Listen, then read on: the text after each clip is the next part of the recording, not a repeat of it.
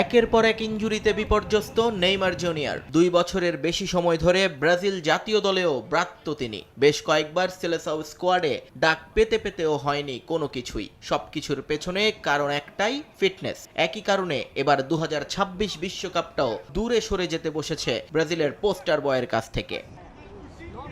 শতভাগ ফিট হয়ে ম্যাচ খেলার অবস্থায় না আসলে নেইমারকে দলে নেওয়া হবে না বলে জানিয়ে দিয়েছেন কার্লো আনচেলত্তি। নিজেকে নেইমারের অনেক বড় ফ্যান দাবি করলেও ব্রাজিল ফুটবলের স্বার্থে সিদ্ধান্ত নেওয়া হচ্ছে বলে জানিয়ে দিয়েছেন কার্লো। 2023 সালের পর এসিএল এর চোটে আর জাতীয় দলে ফেরা হয়নি নেইমারের। এরপর ক্লাব ফুটবলে মোটামুটি নিয়মিত হলেও সেখানেও বারবারই তাকে সামলাতে হয়েছে ইনজুরির হামলা।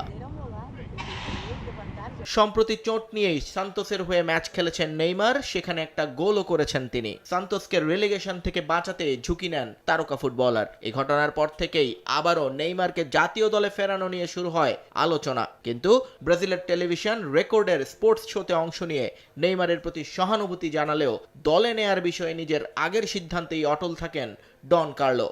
পরিষ্কার জানিয়ে দেন, শতভাগ ফিট ছাড়া কাউকেই দলে রাখবেন না তিনি। তার প্রতিভা কিংবা স্কিলের প্রশংসা করলেও ফিটনেস ইস্যুতে নেতিবাচক কার্লো।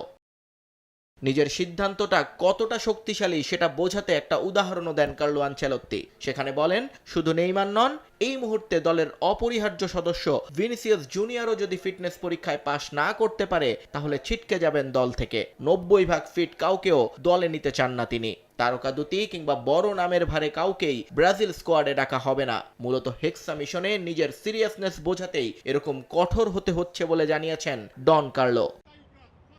এবছর আর কোনো ম্যাচ নেই ব্রাজিলের। বিশ্বকাপের আগে মার্চে 2টো প্রীতি ম্যাচ খেলার কথা রয়েছে সেলেসাওদের। এরপরই ঘোষণা করা হবে বিশ্বকাপ স্কোয়াড, যার মানে নিজেকে প্রমাণে আর মাত্র 3 মাস পাচ্ছেন নেইমার জুনিয়র। নিয়ন মোহাইমেন, সময় সংবাদ।